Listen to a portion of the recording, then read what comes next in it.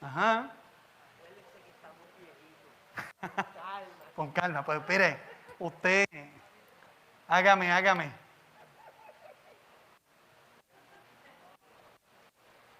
En el nombre del Padre, y del Hijo, y del Espíritu Santo.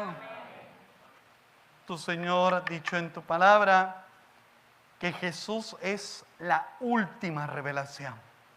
De muchas maneras habló Dios a través de los profetas, ahora habla a través de su Hijo. Que esto que nos ha dejado el Hijo y que los apóstoles nos han heredado, nosotros lo sepamos acoger para con alegría interpretar la palabra de Dios y comunicarla a los hermanos. Por Cristo nuestro Señor. Buenas noches. La semana pasada habíamos visto solamente el punto 1 y el punto 2. Hacemos siempre un repasillo. La primera habíamos visto que la revelación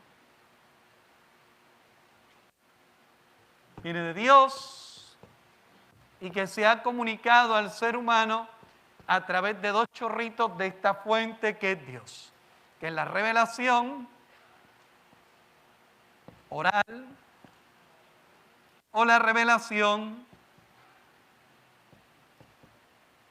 escrita. Vimos la semana pasada que toda revelación escrita obviamente fue primero oral. O sea, yo no creo que el profeta haya ido con un papiro. Así dice el Señor. No, el profeta proclama, y yo sé de paso, pocos fueron los profetas que escribieron. Los profetas tenían copistas, tenían discípulos. Y esos eran los que escribían lo que decían los profetas. Entonces el profeta hacía la redacción final. Palabras del Señor a su siervo Jeremías. Oráculos del Señor a Oseas. ¿Verdad? Los famosos oráculos. Revelación del Señor. Y yo vi, y un día yo estaba al lado del lago llorando la muerte de mi esposa. Y el Señor habló. ¿Ven? O sea que el Señor habla, el profeta comunica y luego entonces se redacta. Las profecías que nosotros tenemos, sobre todo las del Antiguo Testamento, son unas redacciones de esas profecías orales. ¿Ven? Ahorita lo vamos a ver en cuanto al punto 3 de redacción. Habíamos visto varios textos sobre ¿qué? La revelación, la escritura. Habíamos visto los ejemplos del evangelista Mateo, sobre todo, que ve en la Virgen María un cumplimiento, que ve en el que fuese llamado a Egipto otro cumplimiento. O sea, ya hay una palabra escrita y en que se cumple. Luego habíamos visto la tradición oral. ¿Qué dice Pablo? ¿Lean mis escritos? No. Pablo dice, conserven lo que les he dicho a viva voz, y literalmente dice a viva voz, y lo que les he mostrado con mis costumbres.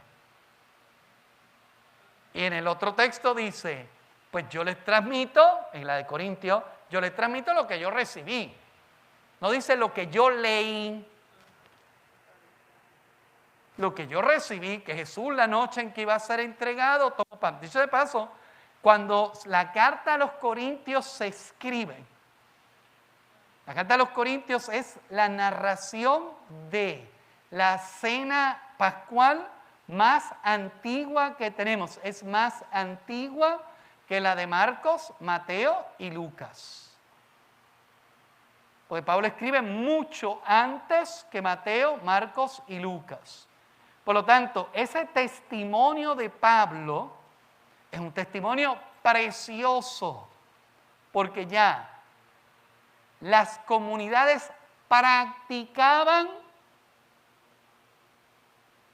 lo que Marcos, Mateo y Lucas van a transmitir por escrito. O sea, cuando Mateo, Marcos, cuando Lucas sobre todo, que es el más tardío entre los sinópticos, cuando Lucas escribe, hace rato, 40 años que ya Pablo escribió.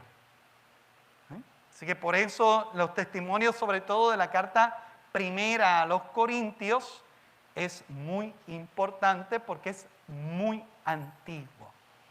¿Ok?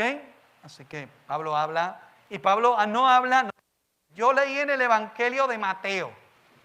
Pablo dice, yo escuché y yo les transmito que Jesús, la noche en que iba a ser entregado, tomó pan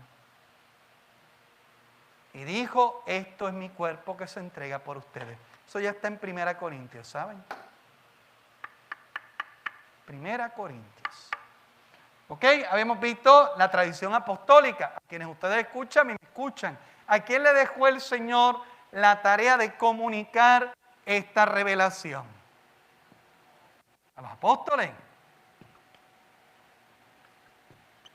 Y como los apóstoles, decíamos la vez pasada, no están para sancocho. Los apóstoles se iban a morir, y yo sé de paso, los apóstoles se murieron.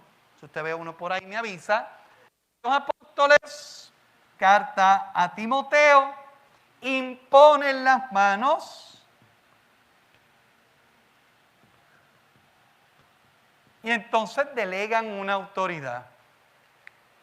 Esfuérzate de conservar el don que recibiste por la imposición de mis manos.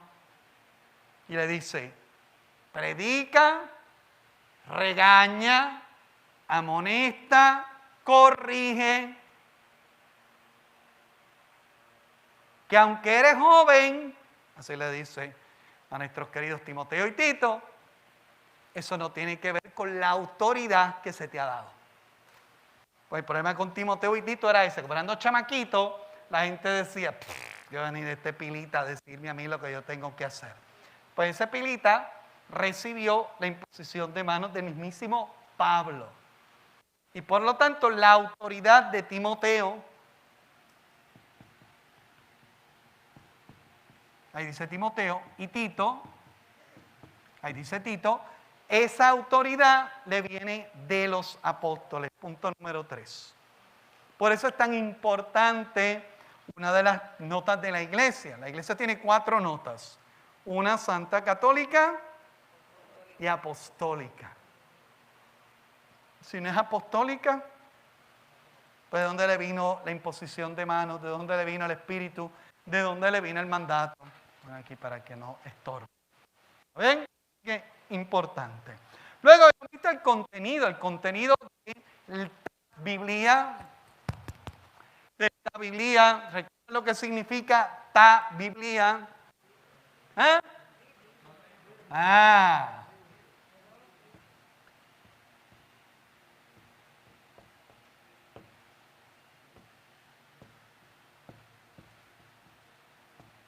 Nombre que le puso la Iglesia Católica y que a los protestantes les gustó tanto que la siguen llamando Biblia.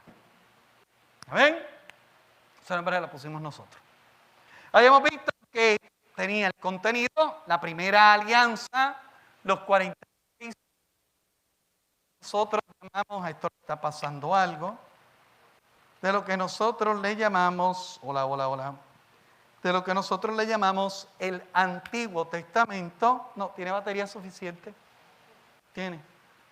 Eso es que, no sé, se lo está llevando el fantasma, la señal. Los 46 libros, la Torá o la ley, el Pentateuco para nosotros, los Nevi'im, que son los libros proféticos, y los Ketubim, que son los otros escritos, que ahí incluye, pues entonces, los históricos, ahí se excluyen los sapiensales, y habíamos visto que también los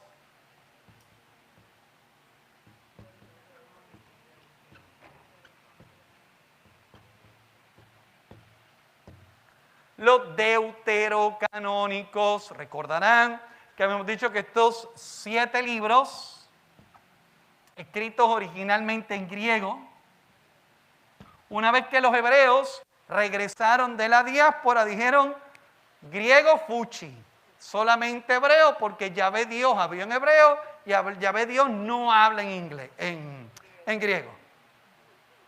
No habla en griego. Por lo tanto, esos libros se desechan.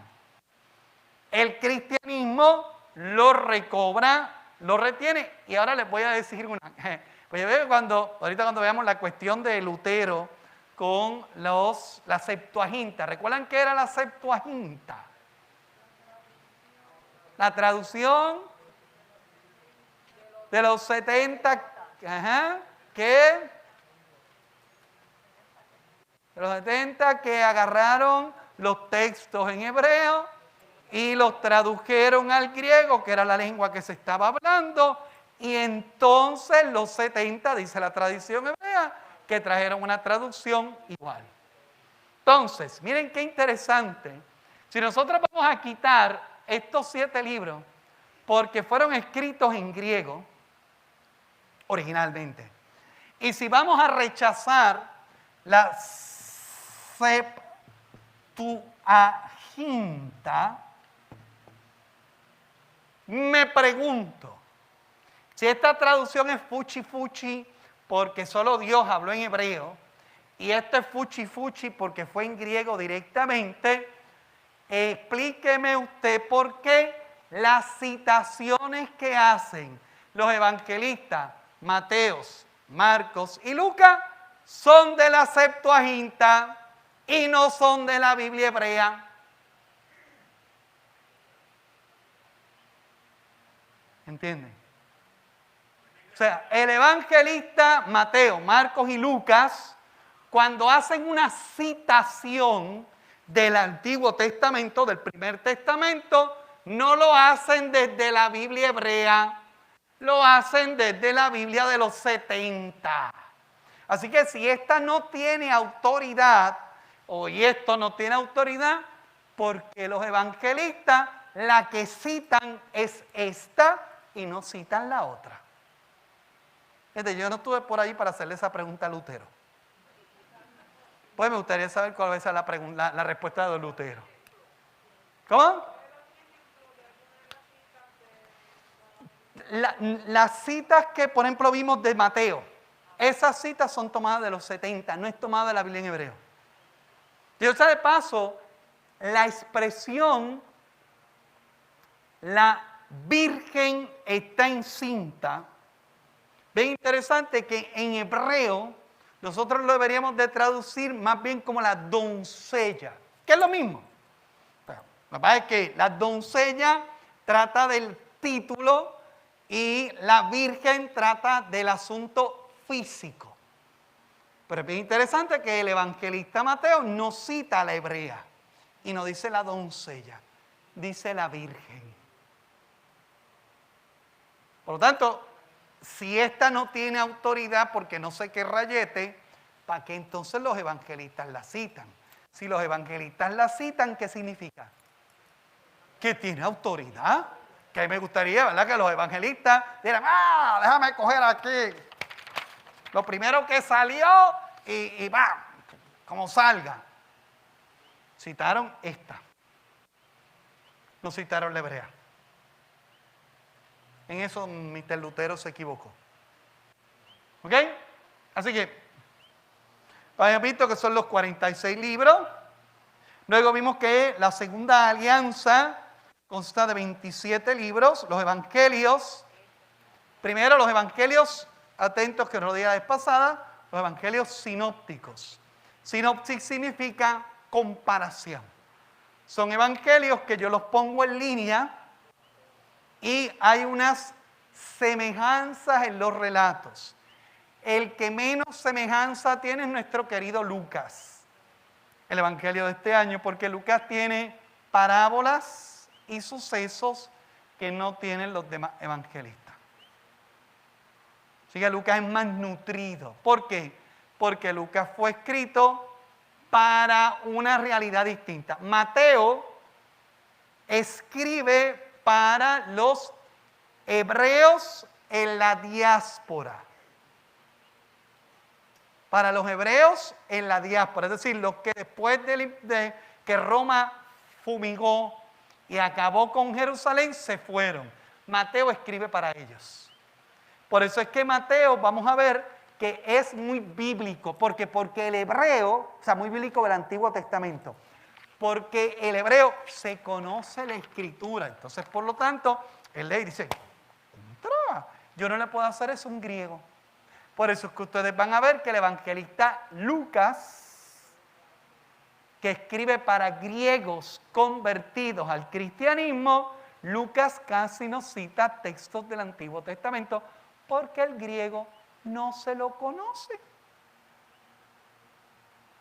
En cambio, nuestro querido Marcos es para los hebreos convertidos. Y Marcos también cita, y por eso Marcos se preocupa más por la vida pública de Jesús, porque la tesis de Marcos es probar que Jesús es el Hijo de Dios. La tesis de Mateo es probar que Jesucristo es hijo de David. O sea, y cada uno tiene su objetivo, por eso es que escriben de formas distintas, porque los interlocutores pues, tienen una cultura, y Lucas parece que conocía muy bien la cultura griega, por eso su evangelio es totalmente distinto. Juan, el problema con Juan, problema en el buen sentido, es que el evangelio de Juan no es un evangelio narrativo.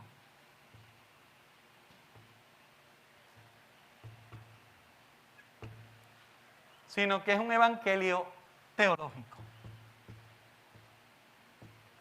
Juan está buscando acabar con tres cosas, bueno, realmente con dos. Uno, con los disparates que habían nacido en la iglesia antigua que decían que Jesucristo no era Dios. ¿Cómo comienza Juan su evangelio? En el principio existía el verbo, y el verbo estaba en Dios, y el verbo era Dios. Primera tesis. Yo tengo que acabar con los disparateros que dicen que Jesucristo no es Dios, como Yahvé, porque son no. Por eso que ustedes van a ver que hay que decir Jesucristo, ¿verdad? El Padre y Dios somos uno. Felipe, ¿cómo tú dices, muéstranos al Padre? Es que el que me ve a mí ve al Padre. Evangelista según San Juan. Segunda tesis. Juan busca caerle encima a aquellos que dicen que Jesucristo no era verdaderamente humano.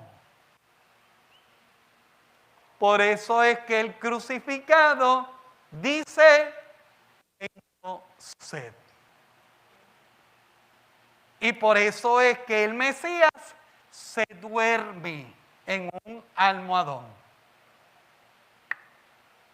Y por eso es que el Mesías come y va a casa de sus amigos y tiene relaciones humanas. Evangelio según San Juan.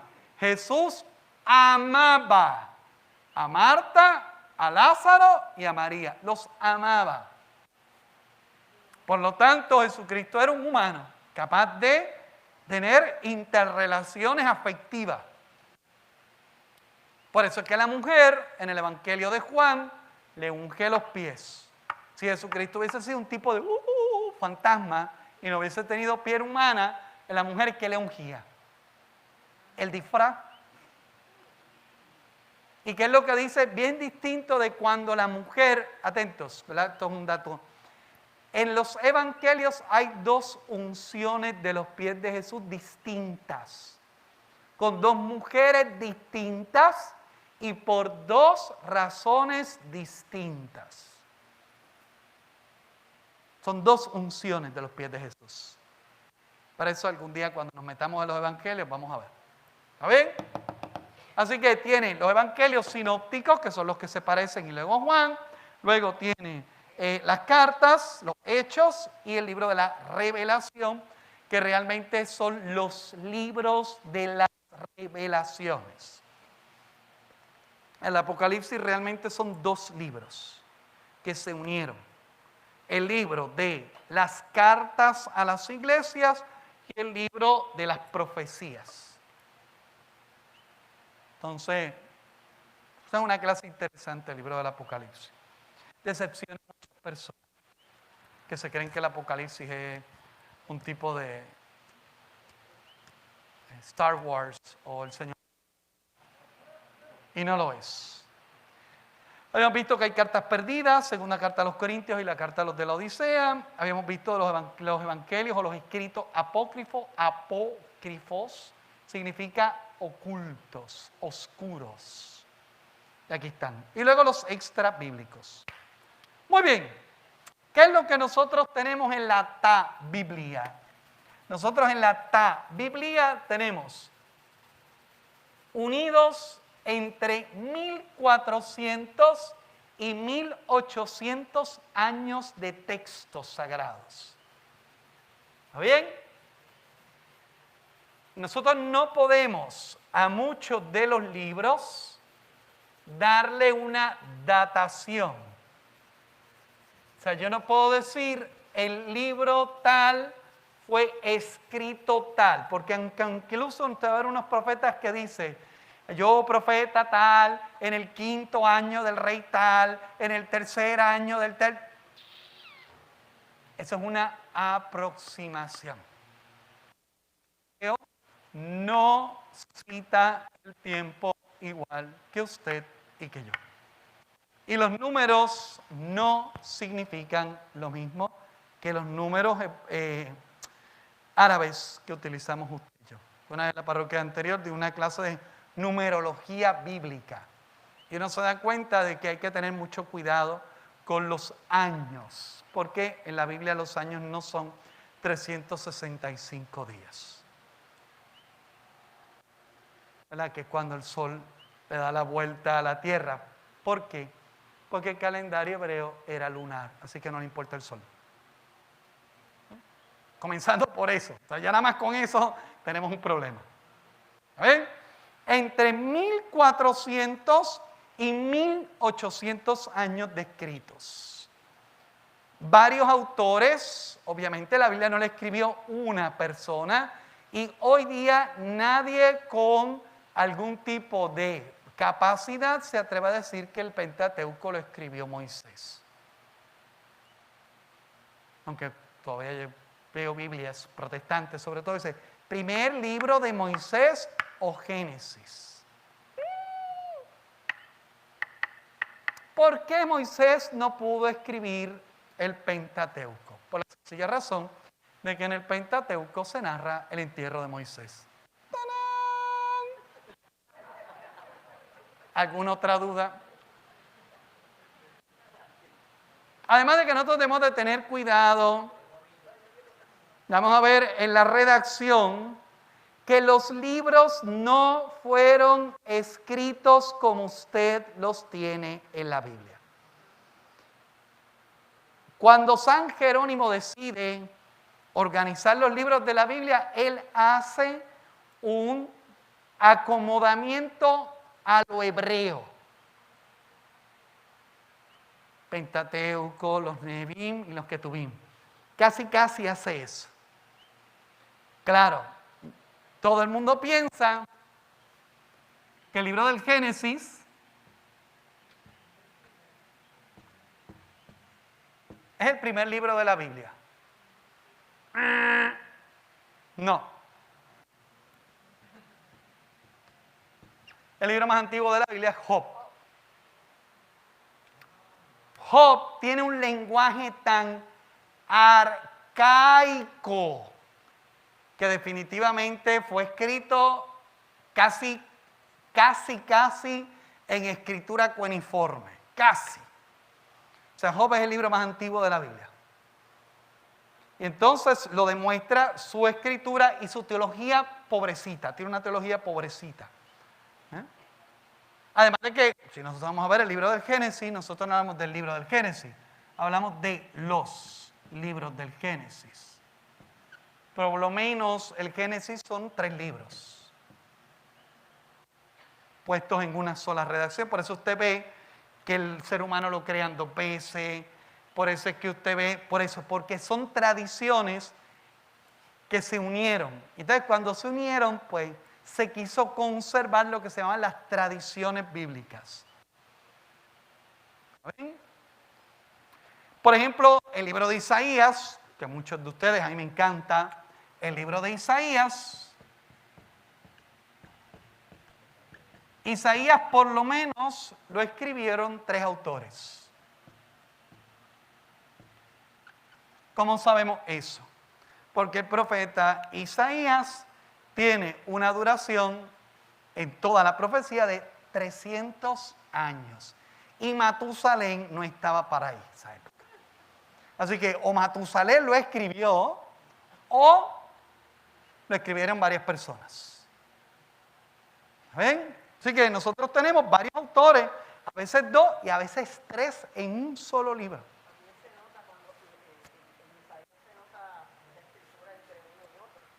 Y es que es una teología, incluso se ve un progreso en el autor. Por ejemplo, los últimos libros, 58 para arriba, es totalmente distinto de los primeros capítulos. O sea, Isaías es otra cosa, pero es porque son varios Isaías. Por eso se habla de Isaías, del Deutero Isaías y del Trito Isaías. Que estos biblistas se ponen a hacer unas cosas que yo no entiendo. Entonces nos ponen esas palabras, ¿verdad? Como deuterocanónico, Septuaginta, Trito, Isaías. Que suena como algo de comer. Coma antes de la medianoche, ¿sabes? Bueno. Hay varias tradiciones o varias escuelas. No todos los autores tenían una concepción igual. En el mismo Génesis nosotros lo vemos.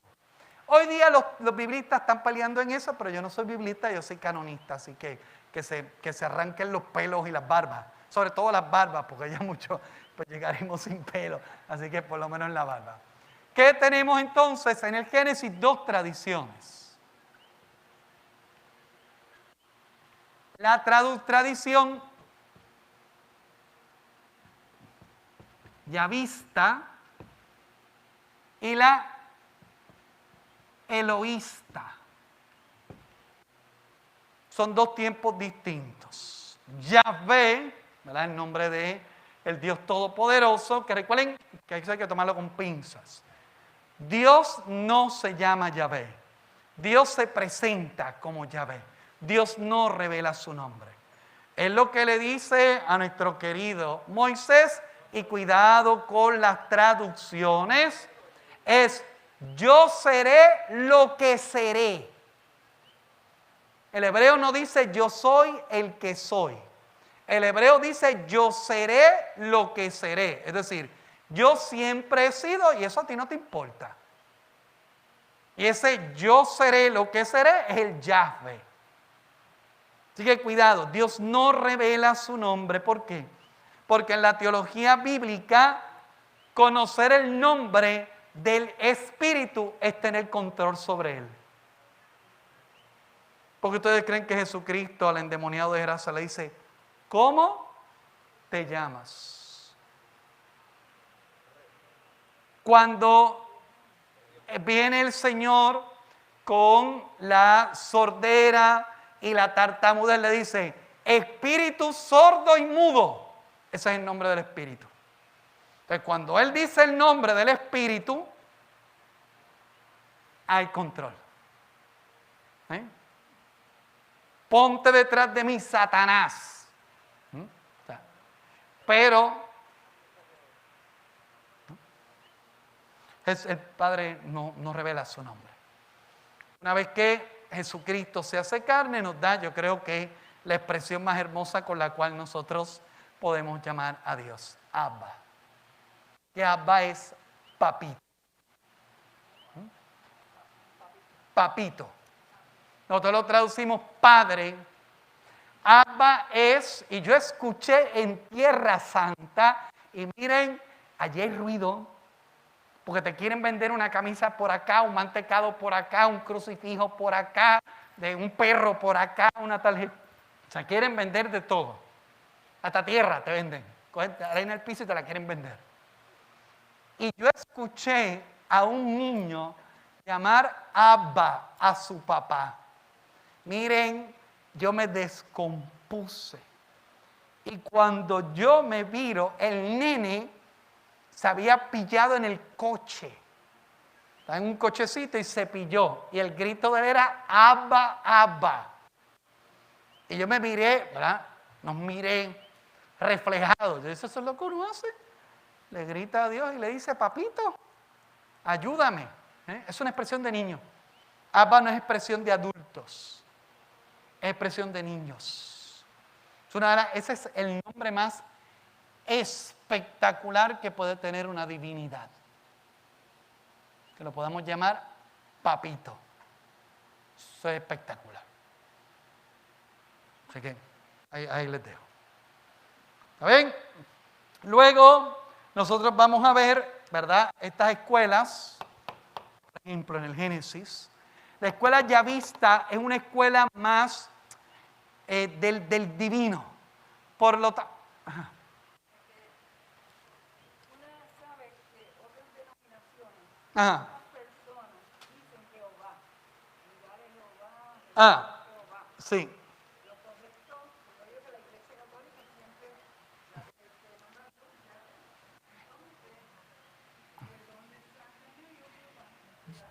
Jehová es una traducción de Martín Lutero.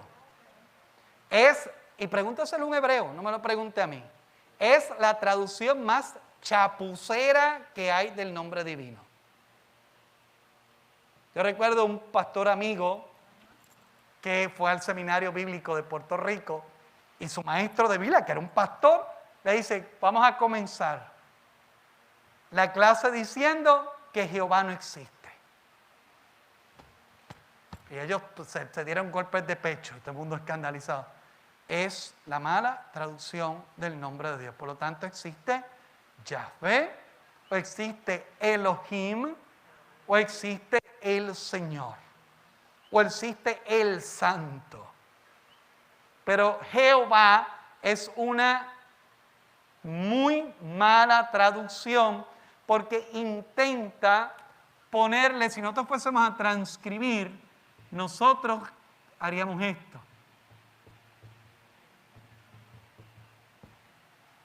No hay vocales, porque el hebreo no tiene vocales. El hebreo son puras consonantes. Y por lo tanto, uno tiene que hacer una transcripción para yo poderlo traerlo a mi lengua, porque ¿cómo se pronuncia esto en castizo?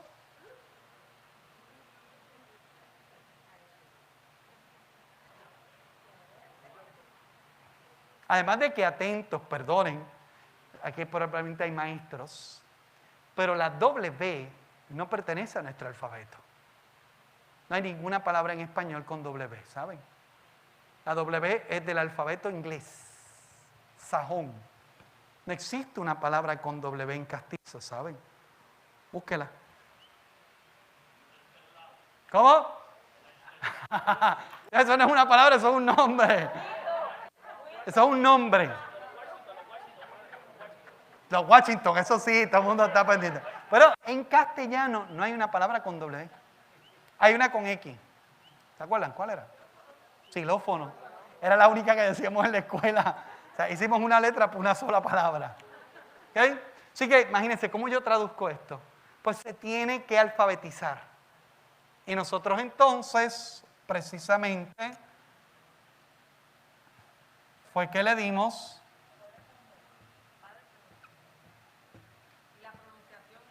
Yahvé.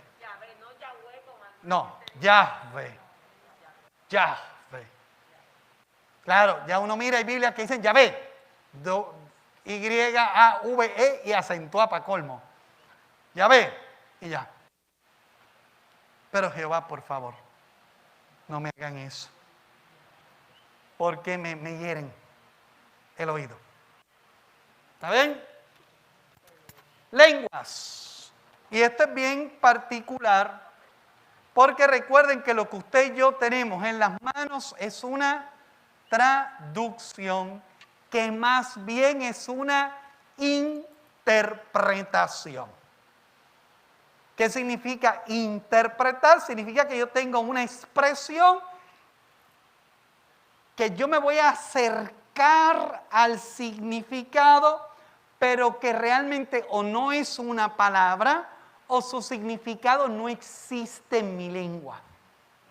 Yo el año pasado en la misericordia, yo les decía, la palabra misericordia no existe en la Biblia. No existe. Es una interpretación que nosotros hicimos de la expresión útero. Útero. Que eso es lo que tiene Yahvé con nosotros. Y la traducción sería, porque es eterno su útero. Acabó con los reyes cananeos porque es eterno su útero. Lo que pasa es que imagínense, nosotros traducimos útero y cómo yo doy el triple salto mortal para llegar a misericordia. Porque Yahvé tiene útero, porque quiere decir que Yahvé me vuelve a dar vida, me vuelve a meter dentro y me saca una nueva criatura. Esa es la misericordia. Claro, pero imagínense, nosotros tenemos que poner palabras, porque imagínense cada vez que yo diga, pues como el Señor nos pone dentro de su útero y nos saca nuevamente como criaturas nuevas, misericordia. Pero yo dejaría la expresión bíblica, que la expresión bíblica es espectacular. O sea, eso de que Dios tiene útero y de que ese útero divino es capaz de volver a meter a una persona y sacarle en vida nueva. ¿Recuerdan cuál fue la pregunta de nuestro querido fariseo, capítulo 3 del Evangelio de San Juan, Nicodemo? ¿Acaso yo podré volver al vientre de mi madre?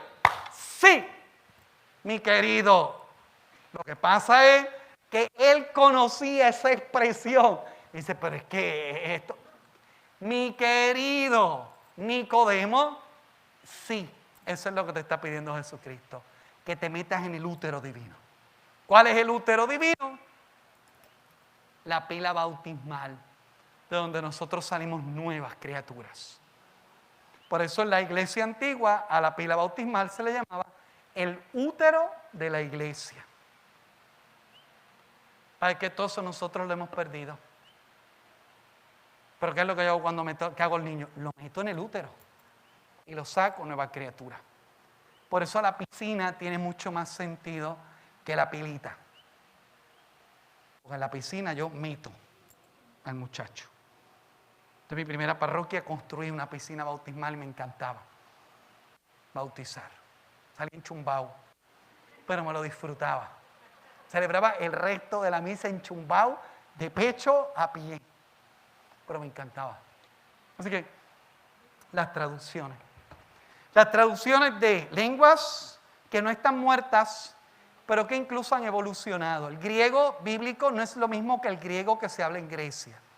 El hebreo bíblico no es el mismo hebreo que se habla ahora mismo en Israel. El arameo que se habla en Kuwait se habla arameo como la lengua ordinaria. No es el mismo arameo que hablaba Jesucristo. Jesucristo no hablaba griego. Jesucristo no hablaba griego. Jesucristo no hablaba bien el hebreo. Jesucristo hablaba arameo. Así que, ¿qué tienen que hacer los apóstoles? Los apóstoles tienen que agarrar esas expresiones en arameo, ponerlas en griego. Y por eso lo que usted y yo tenemos es una interpretación. Porque ese movimiento del arameo al griego, usted y yo le damos el movimiento al castizo. Y si usted tiene una Biblia de Jerusalén de los años 90, ya las modernas no, la Biblia de Jerusalén de los años 90 no era traducida del griego y del hebreo al castellano, era traducida del francés. Así que nosotros teníamos una Biblia francesa traducida al castellano. O sea que imagínense la mogolla de hebreo, griego, arameo al francés y después traducir del francés al castizo, en vez de traducir del castizo directamente del hebreo arameo. Ahora no. Ahora las Biblias de Jerusalén tienen una mejor traducción. Mucho mejor. Mucho mejor. ¿A ver? Dificultades de traducción. Aquí les voy a poner el ejemplo de una palabra griega que usted pues le va a llamar la atención. Para que usted vea el trabajo que pasa el pobre traductor. Yo no podría. A la verdad que Jerónimo tuvo una paciencia, que Dios se la bendiga, se la guarde y se la proteja. Y escogió a la peor persona. Jerónimo tenía un genio que el Papa mismo no lo aguantaba y por eso lo mandó a Belén. No lo mandó al norte de Italia, lo mandó a Belén. Así que imagínense si don Jerónimo tenía mal genio.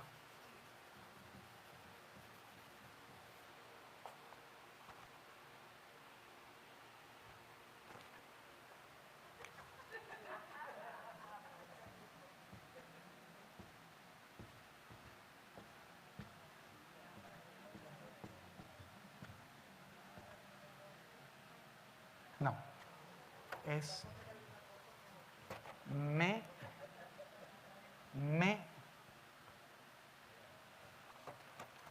Mejarito, me.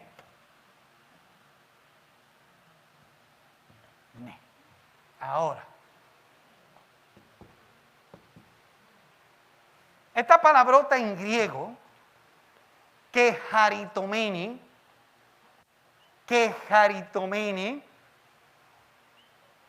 es una de las expresiones que más nosotros utilizamos, pero es una traducción mala, malita, flojita. Esta palabra nosotros la traducimos como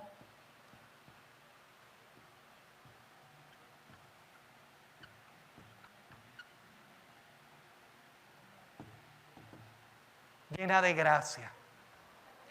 Ese es el griego. Ese es el saludo del ángel a María. Entró el ángel en su presencia y le dijo: Jaire María, que jaritomene ton Kyrios metasú. Alégrate. Ahora vamos a ver qué significa esto. El Señor está contigo. Pero el problema es que esta palabra aparece una sola vez en la Biblia. Y fue una construcción del evangelista Lucas. Así que se imaginarán cómo rayos yo meto mano a esto que aparece una sola vez en la Biblia.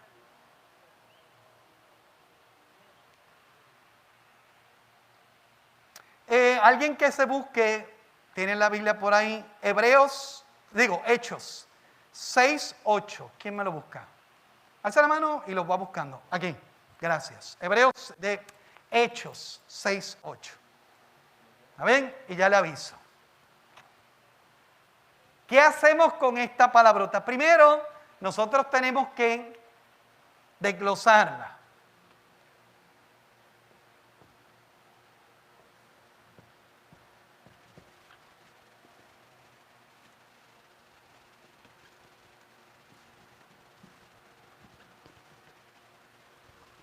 Es realmente una palabra que tiene un tiempo perfecto. En griego, los verbos que tienen capa eta significa que son un perfecto, un tiempo perfecto. ¿Qué significa tiempo perfecto? También en castizo lo mismo.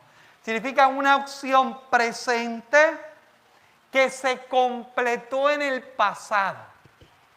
Miren el problemón cuando se traduce. Usted y yo tenemos la Biblia y esto es... No. Así que si yo veo este quejarito mini, ya yo sé que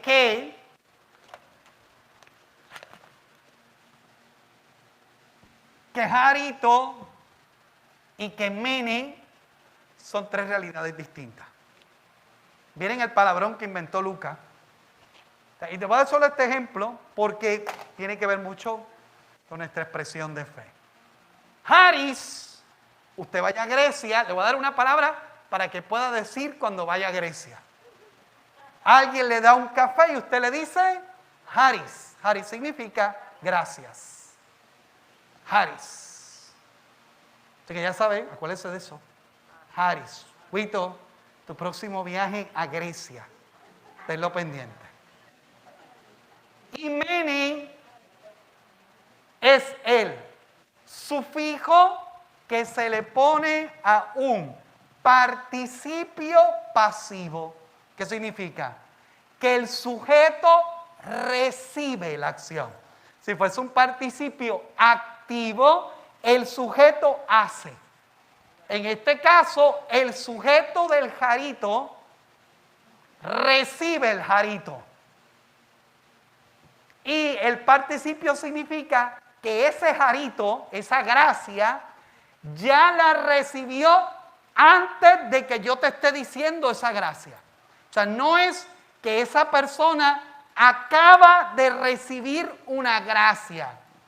Significa que la gracia ya la recibió. Es decir, desde siempre has tenido esa gracia y yo te lo estoy informando. Miren lo complicado. Miren lo complicado. O sea, nosotros estamos felices, pero el biblista se ha tenido que romper la cabeza. Entonces, ¿qué significa? Que jarito mene, que nosotros lo traducimos como llena de gracia. Significa, tú que has recibido la gracia desde siempre. Es decir, siempre has tenido la gracia de Dios. Por eso el dogma de la Inmaculada Concepción. Si María siempre ha tenido la gracia de Dios, siempre ha sido así, agraciada. Y eso lo sacamos de aquí. Ahora, esto no hay manera de traducirlo. Así que hay que interpretarlo. Porque si yo lo fuese a traducir literal, yo tendría que decir, alégrate, objeto de la gracia de Dios que siempre has tenido. Imagínense. Y dice el texto sagrado, y María se sorprendió ante que, pues claro que se tiene que sorprender. Pues claro, te están usando una palabra que tú no conoces. Hebreos, Hechos 6:8. Espero haber citado bien. Esteban, lleno de gracia y repito otra vez. lleno de gracia y de poder, Muy bien. realizaba entre el pueblo grandes prodigios y señales. Ok, vuelve desde el principio. ¿Quién? Oiga, ¿Esteban era qué? Esteban, lleno de gracia y de poder. Esteban era lleno de gracia. Adiós. Pero esta no era una expresión única. Si María es llena de gracia y Esteban es lleno de gracia, pues le tengo una noticia. La expresión que se utiliza con Esteban es totalmente distinta a la que se usa con María. ¿Ven el problema de las traducciones? Tú me dices, Esteban es lleno de gracia, sí, pero es que ese lleno de gracia no es este lleno de gracia. Esa es otra expresión. Significa, en el caso de él, es Esteban repleto de la gracia. Es decir, Dios lo había tocado. María no. María fue hecha en gracia. Mire la diferencia. Y eso lo dice el griego, no lo dice el Papa Alejandro VI, que es el Papa que siempre sacan porque era un borrachón. No. Sí, a mí siempre que me sacan a Alejandro VI, yo digo, o sea, no tienen otro Papa porque hay otros papas que han sido muy santos. ¿Ven el problema de las traducciones? Esteban es lleno de gracia y María es llena de gracia, sí, pero no es lo mismo. Y hay que ir ¿a dónde? Al original griego. Y en eso usted y yo tenemos un problemón. Es para que ustedes vean que no es pan de piquito.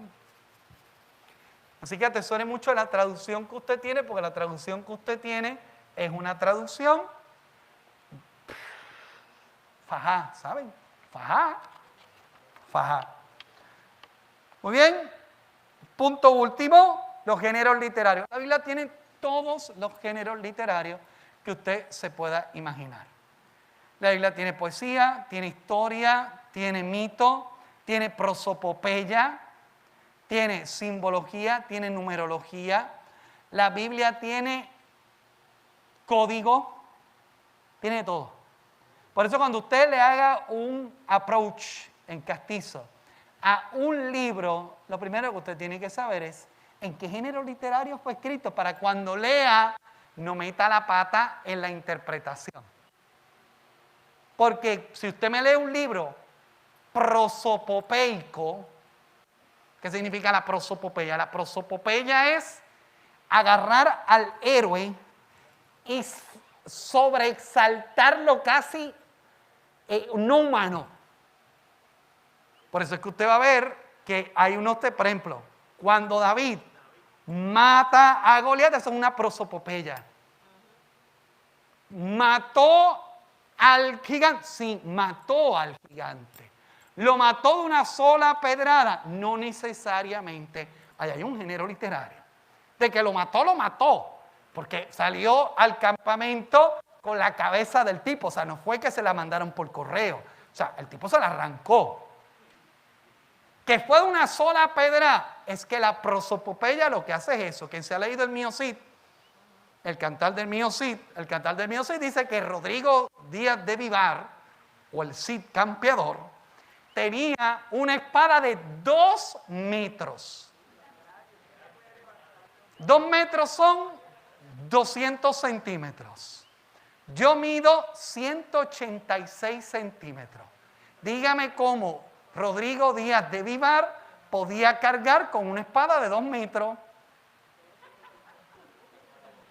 Claro, ¿qué hace el autor? Rodrigo Díaz de Vivar pasaba con la colada o con la tizona, que eran sus espadas. Uy, y como eran las espadas de las espadas, pues no, él no tenía una, él tenía una espada. Un espadón de 2 metros, que incluso hay una parte del Cid que dice que él con esa espada partía un tipo de cabeza por la mitad. Eso, prosopopeya. Probablemente le metió hizo así, se fue para atrás, y el cantazo que le pudo dar con una espada de 2 metros habrá sido duro, pero no lo partió por la mitad. La prosopopeya no. La exageración es otro género literario, que es el histrionismo. El histrionismo es la exageración. La prosopopeya es la sobreexaltación a niveles inhumanos, sorprendentes de un héroe. La prosopopeya siempre se usa como un héroe. Usted nunca va a escuchar unas prosopopeyas sobre mí, ¿sabe?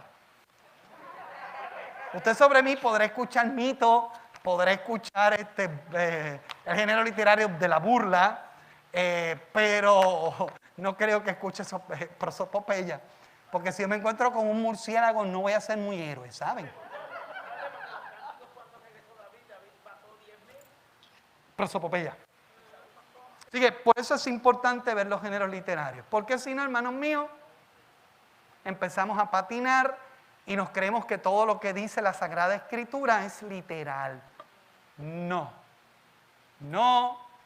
Y la semana que viene comenzaremos con cuáles son las traducciones de la Biblia que Padre Luis le recomienda, que son las traducciones mejorcitas hechas de las Sagradas Escrituras. Gloria al Padre y al Hijo y al Espíritu Santo. Santa María, causa de nuestra alegría. Que pasen muy buenas noches. Tienen 3 horas para comer churrasco. Muévanse.